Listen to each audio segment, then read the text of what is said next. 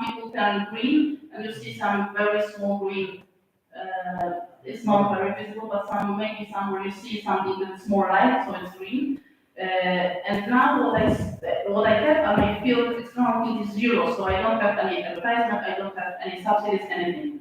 So okay, I will run the model, and now what I will do, I increase the external field, so I will stop for a while.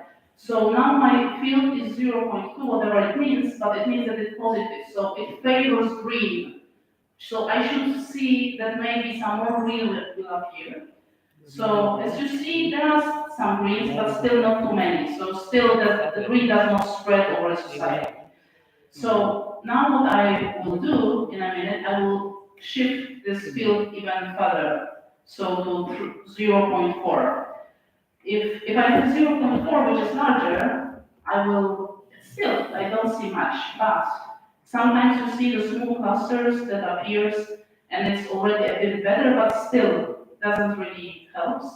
So you see that if this external field is too small, you cannot really spread innovation, but then if it's like, let's say, a critical level, slowly, this innovation, the green behavior can spread, and you see how it spreads. It's some small cluster form, and once this cluster reaches so-called critical mass, it starts to grow, and it will grow continuously, forever. It will grow until the whole system will be green. Okay, I will stop at this point, this video, and I will just go back. Escape, there you go. Not ready.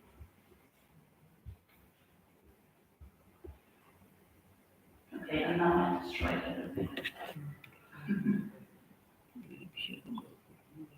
Okay, so as you see, I started with red, then for some critical external field, I can start to have this small clusters, they will grow in time, and in the end, I can end up with all green. So this is how this model works. In the end, what I can obtain from this, again, like from the differential equation, I can collect my data, I can see how the number of adopters grows in time. But what is interesting is when you take into account agent-based modeling, okay, these two curves comes from exactly the same model with exactly the same parameters, values of parameters. Still, they are very different. So one took off much earlier than the other. If you take just the differential equation, then it will always look the same. Anytime you calculate it, it will give you some curve. With agent-based modeling, it's not always the same because you have some random processes that are going on. Okay, we use these models for like pro-ecological change, social change. So, for example, what Anya already mentioned, there is something like intention behavior gap. So we were working on this through this type of models, not exactly this model, but through this type of models. We also were working on something we call difficulty. So some behaviors are easier to implement, some behaviors are more difficult. And again, like with the external field, it occurs that there is some critical value of this difficulty below which innovation will not spread and above which it will spread. So these are like things that we are working on, and we try to detect if there is any criticality in this. So if maybe there is some critical level of advertisement or awareness and so on. Why is it so important to detect these critical points? Because suppose that you want to invest some money, then, and there is some critical, say, amount of money you need to invest. So then if you invest, let's say, I don't know, this amount, it will be not enough. Then you increase to this and it is still not enough. So it doesn't really make sense to go from here to here. But then you change just a bit and you are there. So like this is like with this boiling of water, that you increase one degree and it boils. So detecting if there are any criticalities is very important. Okay, other questions that are like maybe even more useful if you can ask within these models is for suppose you have some network. This network, anybody can guess what is this network? This dots represents people, and the links represent something. I will not tell you what. Anybody has an idea what could it be? Of course not. how can you guess? Okay, it's a network of collaboration in our university between physicists. Right now, I'm already in the other department, but I collected this data, so it's among physicists, and these are collaboration. So if you have link between two of those, it means that they collaborate.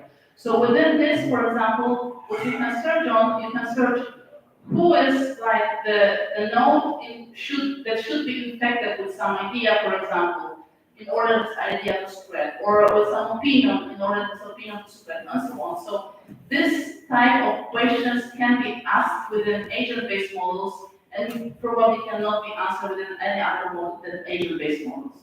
So within this slides, it's much shorter, but I thought that we had already many lectures, so maybe you are tired. Within this slide, I would like to thank you for your attention, and if you have any other questions, of course, I'm open to answer them. Thank you very much.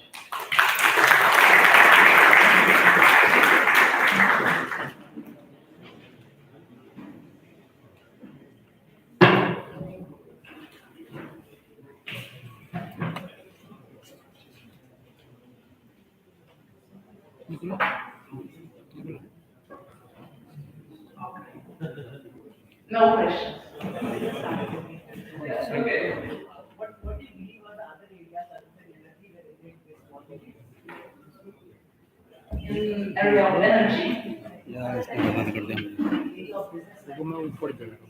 Okay, so the most useful, in fact, is in, I believe, is in architecture, and we have architects that are working at our university, because here we can obtain opinions. It's not that easy to to to find out how really people interact.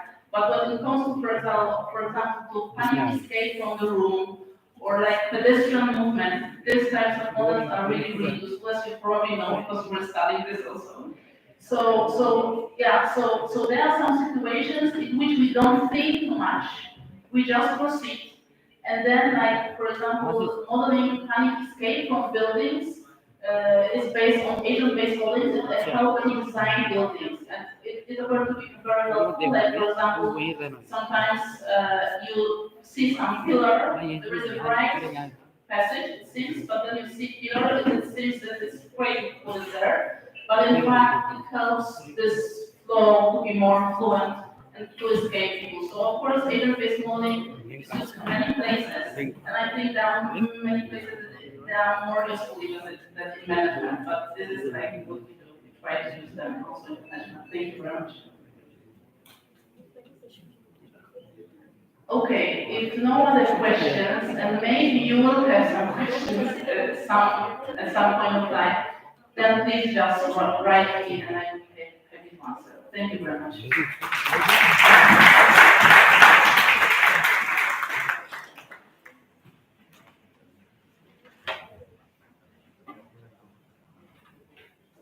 Thank you so much, ma'am. Now I request Dr. Vivek Chapman, sir, Pro Vice Chancellor, Computer Department, COER Engineering College. Sir, please come on the stage to present a memento to Dr. Ketadhyana. Okay.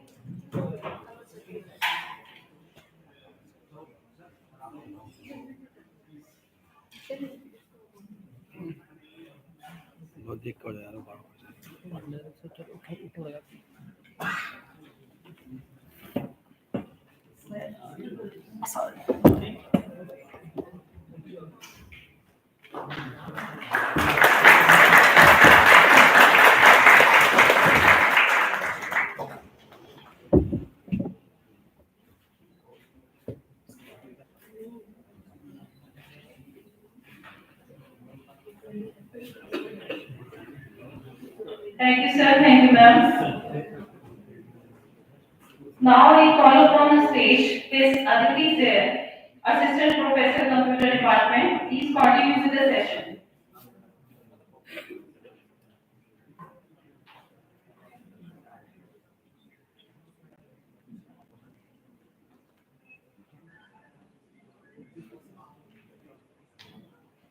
Good evening, everyone. Moving ahead, the next speaker is Dr. Kamalkant Verma. Before I invite Dr. Kamalkant Verma, I would like to take this opportunity to present a brief introduction of Dr. Verma. Dr. Kamalram Verma is presently working as Associate Professor and Head School of Computing in University of Engineering and Technology, Roorkee.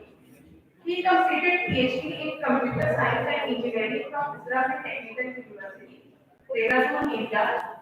He has an academic experience of more than 16 years in various engineering institutes. He has published 27 research papers in national, international journals and conferences of repute. He has also published two patents. He is a reviewer of several international journals like Taylor and Francis, Reader, etc. His current research includes human activity recognition, video processing, pattern recognition, and deep learning. He has attended various faculty development programs and has organized short-term courses. With these words, I now request Dr. Kamalram Verma to kindly deliver his lecture.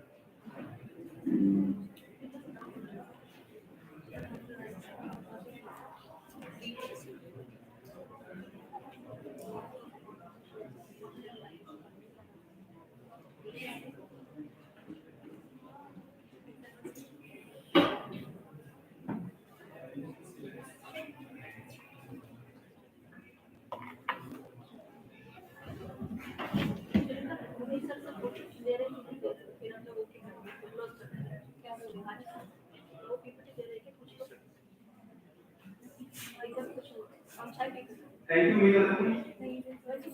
Myself, Dr. Kamal Verma, Associate Professor at Head School of Computing. Today, my topic of presentation is human activity recognition in artificial videos using deep learning. Today, I will discuss some of my work. Okay. So, first of all, what is the human activity recognition problem? So, it is a problem of kind of sequence learning problem. So, I apply human activity recognition of recognize the human activity in video sequences. So, first of all, what is human activity recognition? So, human activity recognition is to learn the machine or train the machine using extracting video sequence from the input video data to learn the machine so that in future machine can predict the trained action on which the machine was trained previously. So people are working in this domain since there is no 100% recognizable system is available nowadays. So this is a whole research area due to some challenges present in this area. So what are those challenges? So here are some of the challenges as human activity recognition is complex problem due to the human and object interaction, human to human interaction, variable background available in the scene, cluttered background, occlusion. So there are number of challenges. So that challenges allow us to work in this domain. Okay. So what is the architecture of this human activity recognition system? So this is a simple pictorial representation of human activity recognition system which consists of data acquisition in the form of activity from input video sequence, then pre-processing, feature extraction, model building, validation of the data, and activity classification. So this is general architecture of every human activity recognition system.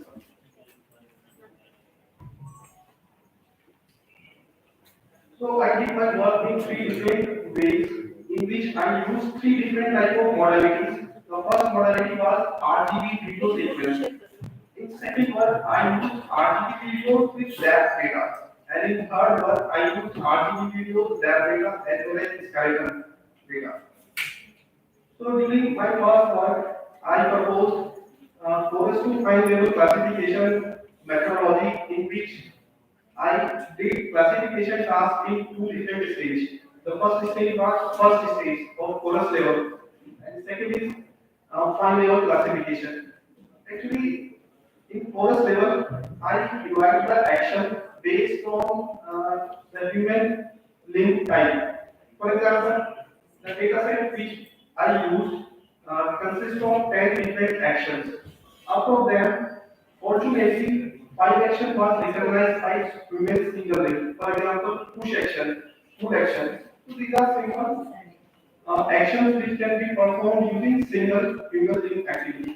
So I separate the activities using random forest classification at first stage. Then I use deep learning algorithm to CNN, two-dimensional convolutional neural network to recognize each individual activity at point level. So this is the methodology of my first work in which I captured the data or I used public data. Then find some I finding some feature. The feature was new HOD feature, histogram oriented gradient. Then I performed random forest classification, divided the action into different types, then used 2D CNN algorithm to recognize each action separately. So that was the data set. In this data set, the modality was three. The same action was modality means the same action is available in multiple different inputs. For example, in this scene, the input is available in two different data. First is the RGB video and second is graph data. So since we cannot the RGB data does not contain the depth information. So depth information is one more information and which is not available in RGB data. And if we combine these two data, RGB and depth, then we have more information to learn the machine. So at first level, I extracted histogram of orienting feature. The feature vector was 4500, 3026 dimensional long. Then I used 2D CNN algorithm to extract or to recognize the action at fine level. Now, this is the architecture of 2D CNN algorithm which I used in my model. It is a combination of max pooling layer, convolution layer, and dropout layer. So this is the training and validation of my network. And the result shows that when I tested my model on 1174 samples, so at first level it is clearly shows that one sample was misclassified out of 1174 samples, whose actual class was multi-link activity but model predicted single link. So that was only the single sample which was misclassified. Otherwise, rest of the sample have been classified 100% at first level.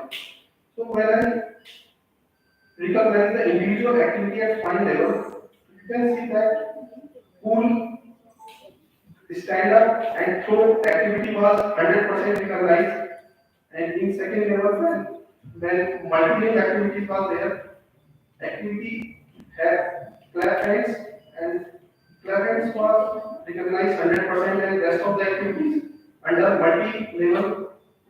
multi-link was almost more than 90%. So result was good at first level as well as at second level. So this is the result. The overall result was the multiplication of first stage result and the second stage result. The result was 97.88%, which was the highest state of the art accuracy mentioned in the table. Now, in the second work, I use that data along the RGB data. Since I used RGB data in my first work, then in second work, I combined RGB data as well as depth data. Since the depth information is not available in RGB data, we can extract the appearance information from the RGB data and depth information from the depth data. So depth information is one of the information which is not available in RGB data. So I combine both the information to extract the sequence from the input data. So that was the model methodology which I used in my second work. I I found extracted two motion sequences, MHI and NE. Motion is to motion energy images and motion MHI and NE. And I also applied 3D CNN algorithm along with MHI and NE. Actually, MHI and NE capture the whole motion information in a single image. So I extracted three random sequences, one from the RGB data and one from the depth data. So overall, there were total six parallel streams, and finally I found the predicted probability of each sample during the test stage, and I fused the all probability at fusion level. I applied multiple fusion technique at the fusion level and then recognized different activities. So this is the architecture of three-dimensional convolutional neural network, which was used to extract both space and time feature from the 3D input data, means video. This is the motion history image. I also extracted motion history image from the same input data, one from the RGB and one from the depth. This is the pseudocode for MHI algorithm. I also extracted NE feature, motion energy image feature from the input data. Then I combined, then I used two-dimensional convolutional neural network to find the features from the extracted images using MHI and NE. And at last, I combined all the probabilities of the samples and learned the machine using 2D CNN algorithm in case of MHI and NE and 3D CNN in case of 3D videos. I tested my methodology on UTD MHAD, University of Texas, Dallas. This is the data set of University of Texas, multimodal human activity recognition system. This data set was 27 actions, and the actions was performed by 8 users, and each action have been performed into 4 times. So total number of activity sequence in single quality was 27 multiplied by 8 multiplied by 4, 864. Out of them, I used one being user cross validation, in which I used first user, third user, fifth user, and seventh user as a test user, and second, fourth, sixth, and seventh as a train user. So this is the modality of UTD MHAD dataset. The same information of same action is available in four different modalities. One in RGB, second is in depth data, third is in skeleton, and fourth is in gyroscope sensor data. So I used only first two modalities, RGB and depth data. I did not use skeleton data and gyroscope data in my work, in this, especially in this work. This is the training and accuracy curve of my network, and you can see that my network goes more than 90% accuracy at the approximately 210 epoch level. So this is the accuracy of each of the action. So here we have total 27 action in this data set. and you can easily observe that most of the action have been recognized 100%. Only the action draw circle and not catch have the low accuracy. Otherwise, rest of the action have been classified almost 100%. So this is the confusion matrix of my network. This shows the accuracy of the individual class. So you can see the when I compare my result to the previous state of the art, I got 96.6% accuracy, which was larger as compared to the state of art accuracy given in this table. And the work was published in one of the Scopus journal. Now in my third work, I have used all three modalities: RGB, depth, and skeletal information. Since RGB information is two-dimensional information, depth data is one-dimensional information, and skeletal information is a three-dimensional information. So skeletal information gives more information as compared to depth data and RGB data. When we combine all three modalities together in order to predict the action, then we can learn the machine in more better way. Since in skeletal data, it has a three-dimensional data, so it has large amount of information. So we can extract more information in case of skeletal data. So this is the architecture of my 3D CNN algorithm, which was used to extract space-time feature from the RGB network. So as I said that I have used three different type of data: RGB, depth, and skeleton. So I use different network to process the different modalities. I use 3D CNN algorithm to process the RGB data with different network parameters. And I have also used 3D CNN algorithm to process the depth data, depth video, but with different other parameters. The parameters in both the 3D CNN algorithms were different. Then I extracted some of the features from the skeletal data, and the feature that were extracted was 3D body joint feature, Minkowski distance feature, and temporal feature. So I extracted three different features and prepared a combined feature vector, and that feature vector was used to train the model, LSTM model, and that LSTM model was trained over the skeletal data. Then I have extracted the predicted probabilities of the sample in different modalities. Then I optimized my result using optimization algorithm. So for optimization, I used two different optimization algorithms. First one was genetic algorithm, and second one was particle swarm optimization. So when I tested my methodology on I tested my methodology on two different data sets. So one was MSR UT Kinect action 3D data set. So this data set was 10 actions, and 10 subjects were performed the 10 actions, and the frequency of the action being performed was 2. So the total number of sequences that were extracted was 10 multiplied 10 multiplied 2. That means 20 different 200 action sequences were there in the data set. So out of them, 180 sequence was used to train a model, and model was tested on 20 sequence.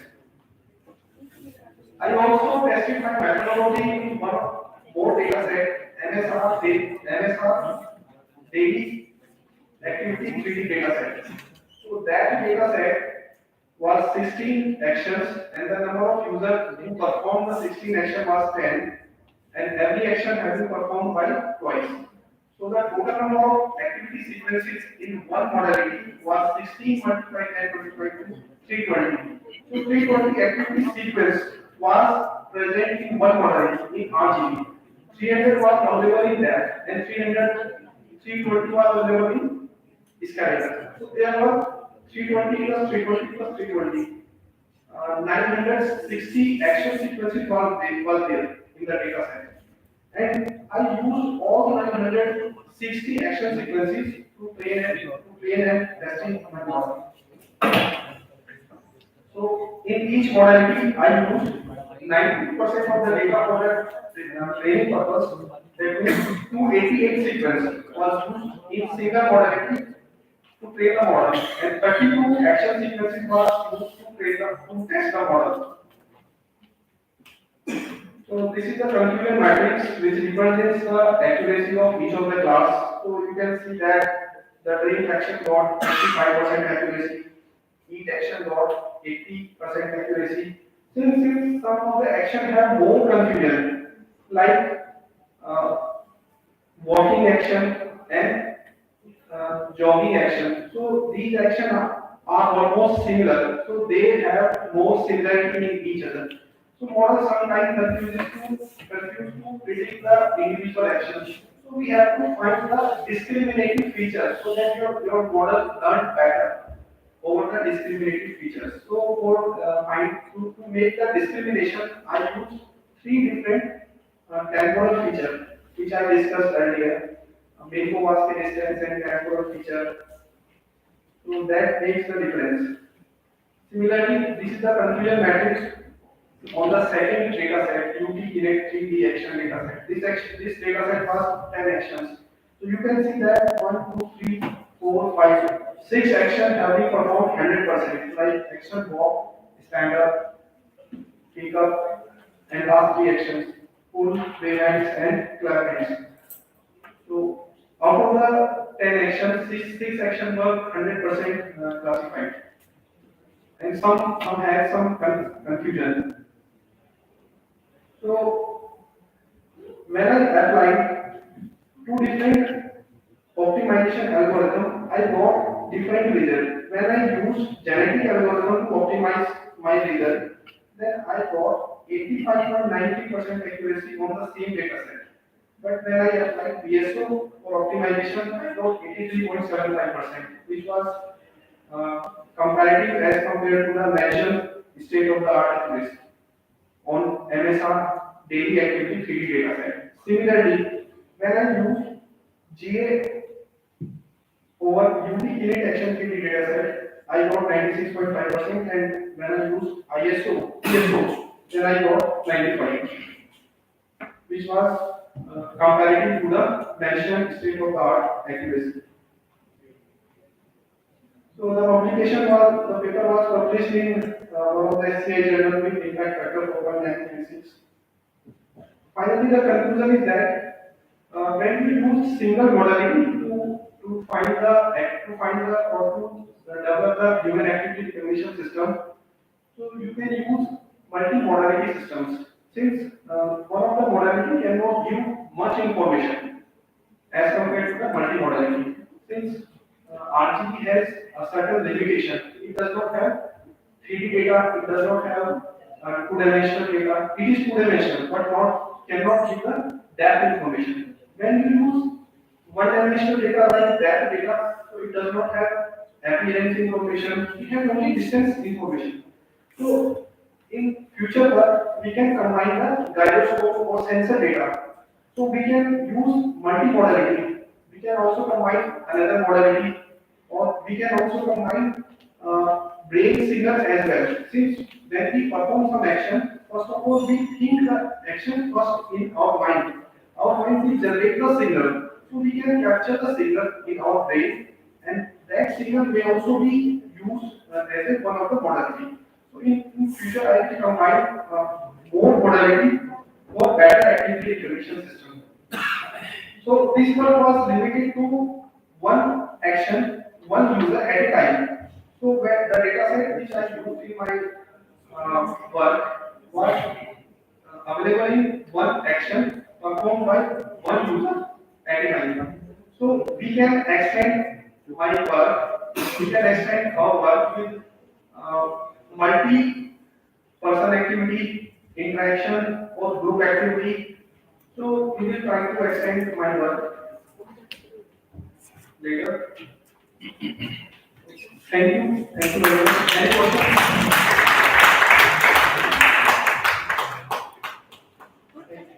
Very good, sir.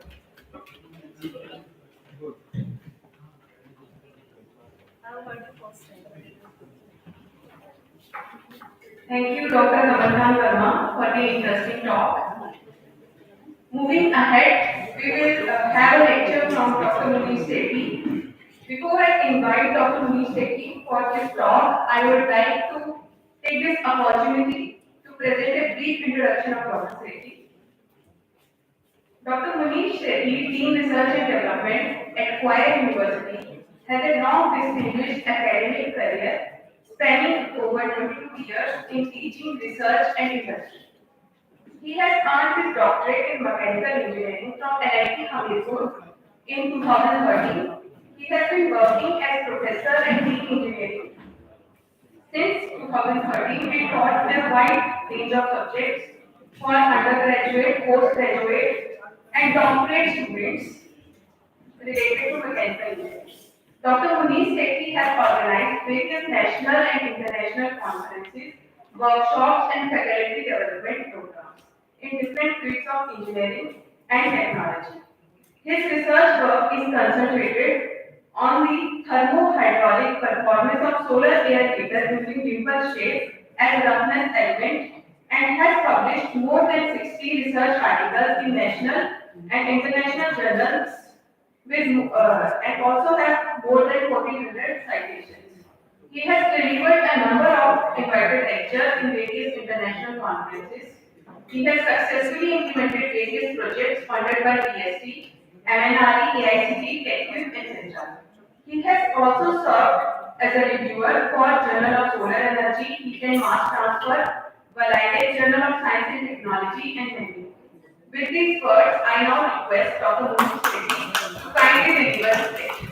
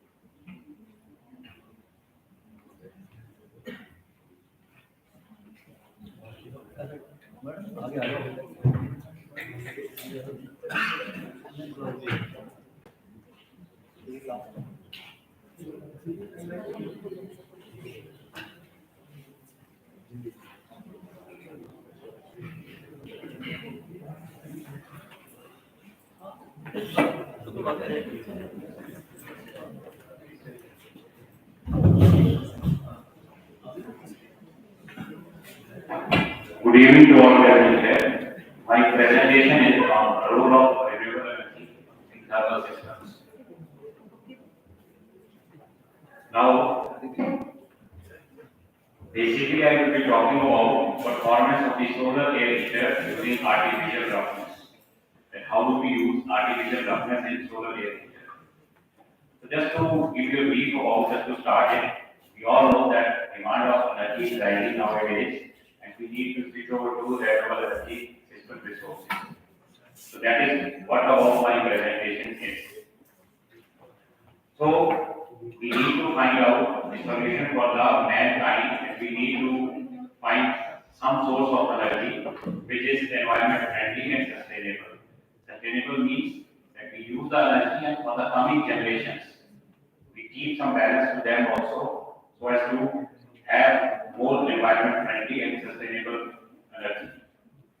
So just to give you a brief about the one side, like countries leading the world in the installation of renewable energy capacity in the period up to 2050. This is just a prediction, and if you see this, that from the graph itself, it is clear that if you see China from the top, Central and South America, European Union, Japan, India, the whole world, right? So likewise, I have just shown you the leading countries in the world in the installation of renewable energy. This is just a curve. You can see electricity generation from the coal itself. That how this graph is going on. Then significant investment in the hydro generation. If you see this, that international Hydropower Association, it says that 16% of the electricity produced globally, it comes from hydro, and now the capacity is reached to 1330 gigawatts, right? In 2020, China, Brazil, USA, Canada, and India are the largest hydropower producers in the world. So wind power generation, it has maximum, contribution towards renewable energy. You can see from here, from this curve, that how this curve is going about wind power generation. It is up to 100 terawatt hour EWH. Per capita primary energy consumption by source. This is a very important slide. If you see, US is using maximum amount of energy, and when we come to India, per capita energy consumption in India is very, very less as compared to the Western world or US. It's just for your information that how energy is being utilized, what is our renewable energy installation, and as an our country where do we stand. If globally, if we talk primary energy consumption by source, we can say oil 33.1%, coal 27%, and gases 24.3%, and 11.4% is the contribution of renewable energy resources. Yeah.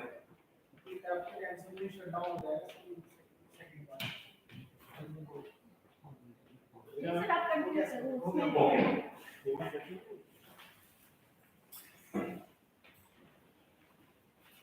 Then coming to the application of solar energy, we can say heating water. I'm now coming to the thermal. Basically, when we talk about solar energy, in terms of when we talk renewables, there are many types. It is wind energy, biodiesel is there, then geothermal energy is there. But normally, when we talk about solar energy, straight away one idea came to our mind that these are the photovoltaics, right? There is another part of the solar energy which we call solar thermal applications, right? So I will be talking about one such application of solar thermal, that is solar air heater, right? So if we classify it, then these are the heating of water, heating and cooling of buildings, cooling of food, distillation of water, greenhouses, cold storage for preservation of food, solar furnaces, power generation. When we talk about power generation, it is our solar photovoltaic. Rest others are related to the solar thermal processes. So, this again, in another slide I have shown that solar photovoltaic technology and solar thermal technology. So just to briefly talk about what is solar air heater, it will be very much clear from here. You can see one transparent cover, absorber plate, air inlet, air outlet, air is coming, there is glass surface are falling, and air will be, or heated air will be come out of the outlet. Then, the basic problem is that air is a poor conductor of heat. We need to increase the rate of heat transfer of air. Research is going on this part because solar energy is in abundance. Right? Only thing is we are not able to harness it, and we are not able to collect it. Most of the portion, we can say 70 to 80% of the portion, it goes waste. So we need to harness that, and one of the method to harness that energy or to increase the efficiency, that is about solar air heaters. What we do, we give different geometries to the aluminum plate which is present over there, and turbulence is created and the heat transfer rate is increased. So this is just a type of these. Then if you see this slide, solar air heater, according to plate, single flat plate, corrugated, transparent cup plate. So these are the different types of air heaters where we generate some geometry to increase the rate of heat transfer. Now, applications of these air heaters such as space heating, solar crop drying, seasoning of timber, curing of industrial products. solar air heaters, we need to enhance the intensity. Everyone knows that if you want to increase the intensity, you might have seen some dishes, some chapters which are on the rooftops. So by addition of that reflectors, we can increase the intensity which is reaching on our earth. So that is one of the methodology. Then reduction of the thermal losses, which means I told you that there are a lot of losses when the sunlight reaches to the earth. So we should have some methodologies to reduce those thermal losses. So these are by chlorine, convecting and radiative heat losses. By using alternate medium, we can use vacuum also. Then flow passage modification, like we can use some fins, some ribs, so that the flow is, when the air is flowing, flow is disturbed and rate of heat transfer is increased. Now these are certain geometries which we use. Just if there's a figure of those geometries, you can see glass cover. Then you can see that air is coming, air is going out. Here we have used some back bags. Back bag means like small, even you can use small travels inside this, so that your rate of heat transfer is increased. Now when we see this, again, these are the flow modifications. These are the fins which are being attached over here. So these are the certain methods, jet engagement also to increase. Now this is the setup which is there in our university also, right? It is in our center of excellence where we do our experimentation part. And this we can see in detail over there, center of excellence also. You all must see this setup. These are the certain geometries which are being used to increase the rate of heat transfer. I won't go much details, like heater is being fabricated there. So this is just a view of that heater, how it is being fabricated to carry out the experimentation part, right? So these are the certain parameters. If anyone is interested, can meet me in the days to come. That how can we go for experimentation in this part? This is impulse shape geometry which is being used. These are the certain formulae which we use to calculate the rate of heat transfer. So I am skipping these slides, right? Later on we can see these are the curves which we generate between Nusselt number or friction factor along with the Reynolds number. So these are the correlations which we develop, and when we, for example, if I publish one paper related to correlation, so some correlation has been developed by me.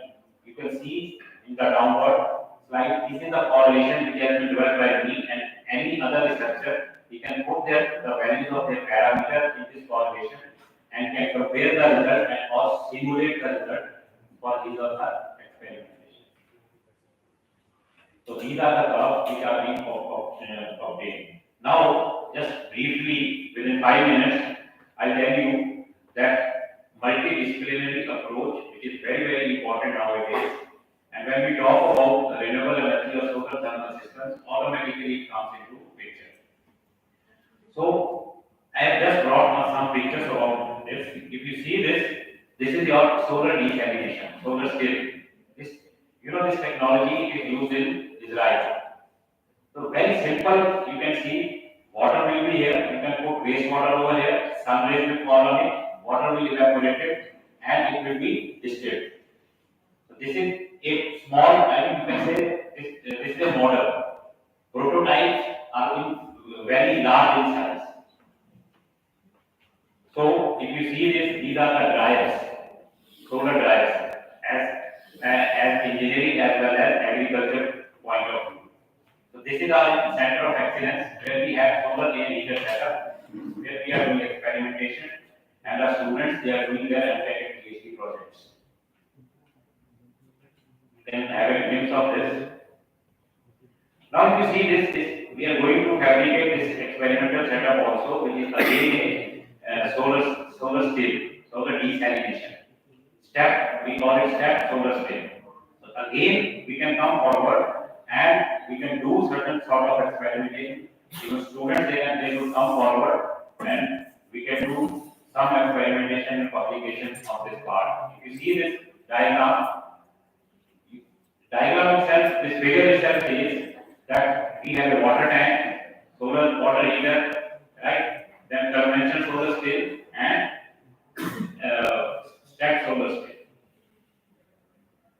This is the, this is the combination of solar pond and solar scale, right? So these are the combinations which are being used to, to get distilled water as well as for the drying purpose also. So before ending this, let me tell you, when we talk about solar dryers, in solar drying, engineering point of view is that we are going to design a dryer. That is engineering point of view. When we need to dry something, then comes agriculture or medicinal plants or Ayurveda. Right? I'm telling you the combination that how multidisciplinary approach is coming into picture. When we talk about, let's say that in any indirect solar dryer, we need to dry the medicinal plants.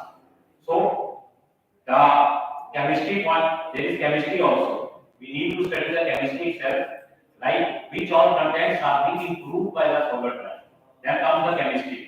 Physics, we need to study the heat transfer. This is the physics part.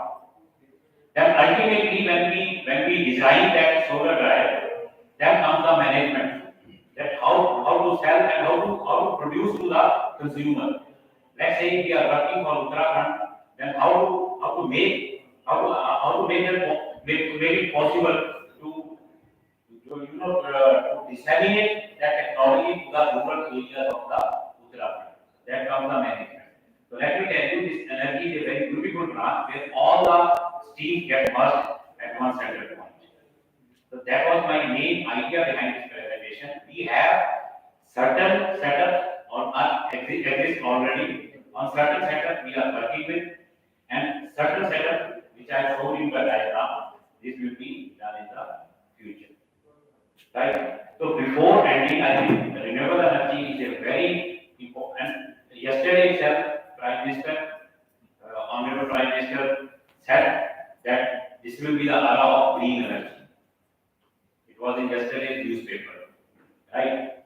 And if we all work together, we can do wonders. So before ending my presentation, I'll show you one video of 3 minutes, which is very inspiring video. That why should we go for energy or renewable energy sources?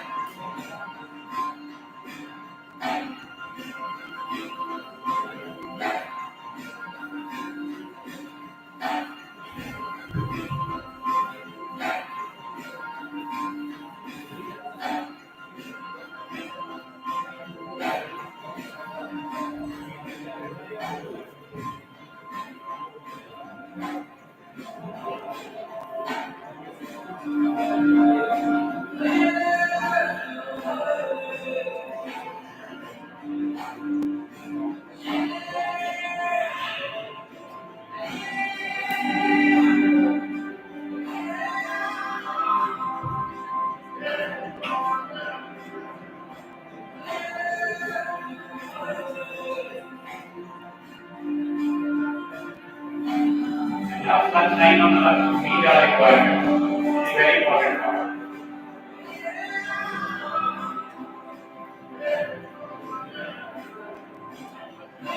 We can can provide us 4 times more energy which we need.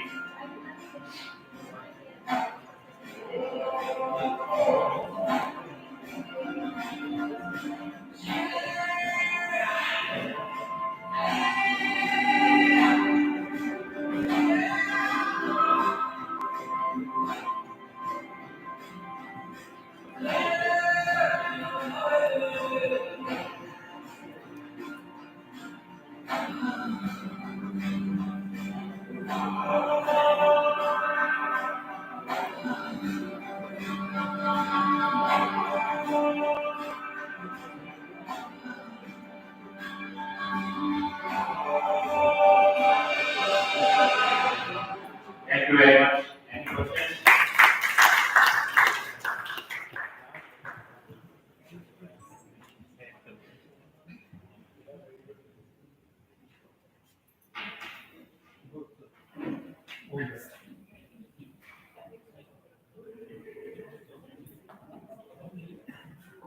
Thank you, Dr. Muniseri, for the interesting talk. Next, we will have a lecture from Dr. Rajesh Kumar Upadhyay, Team Management. I now request Dr. Rajesh Kumar Upadhyay to kindly deliver this lecture.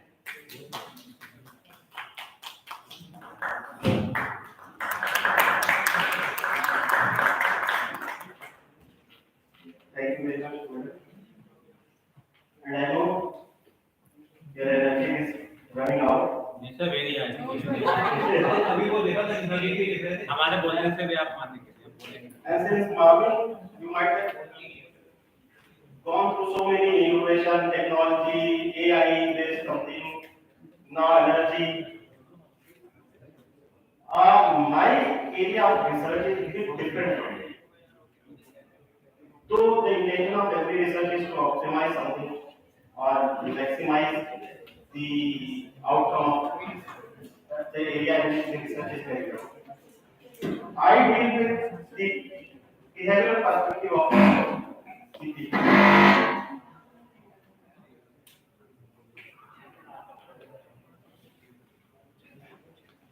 I can assure you that I will not take much time and try to wrap up as soon as possible.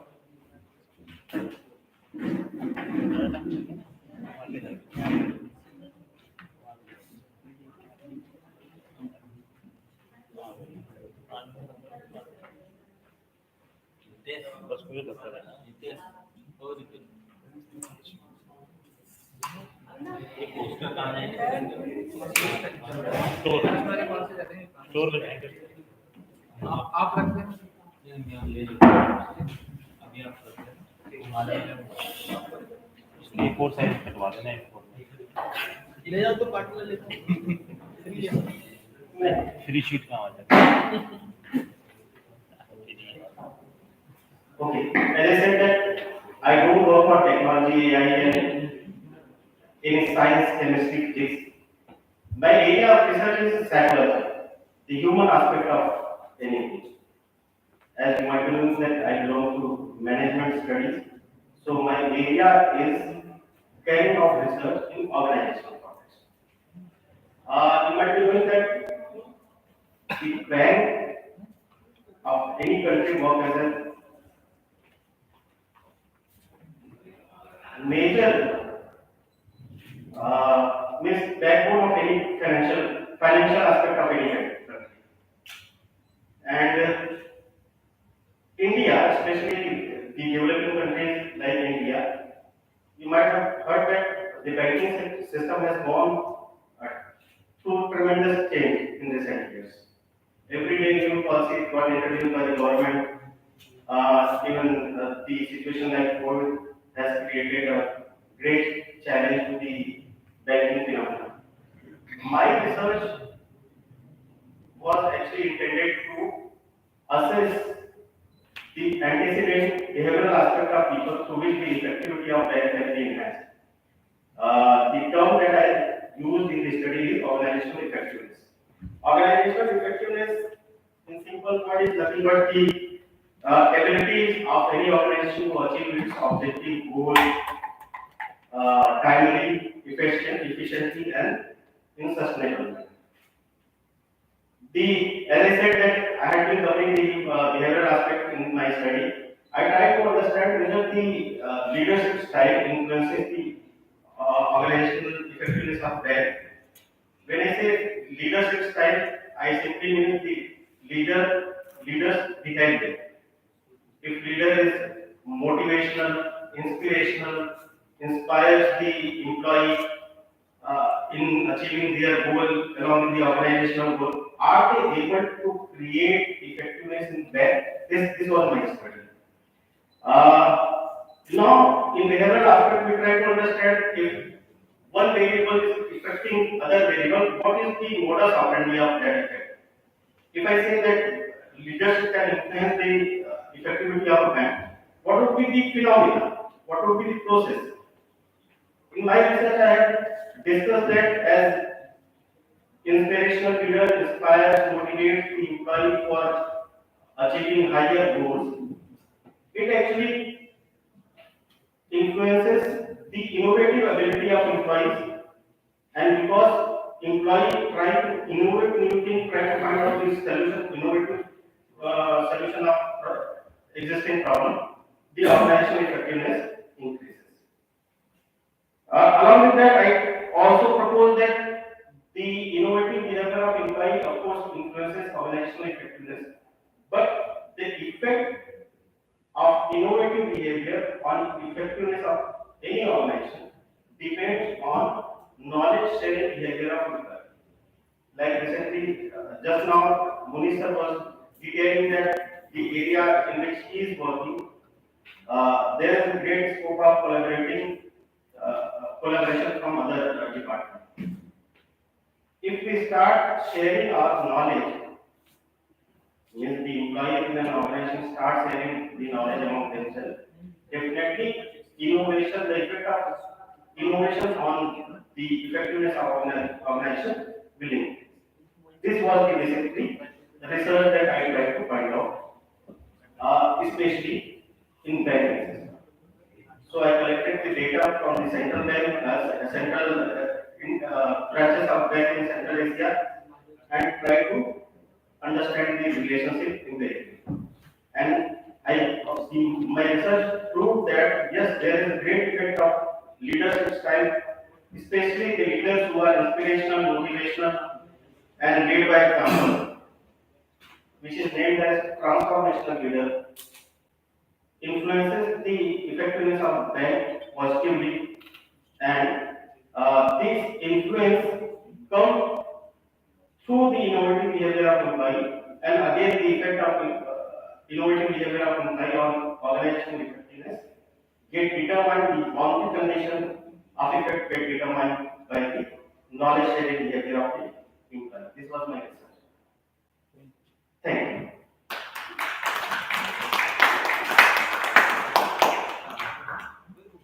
And sorry for making you wait for 5 minutes more. Thank you.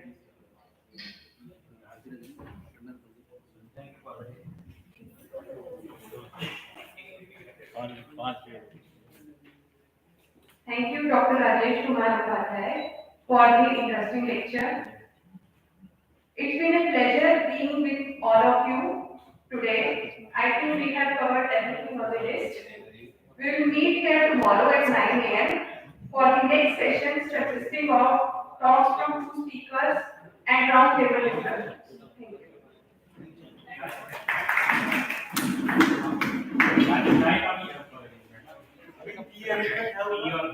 Already sir book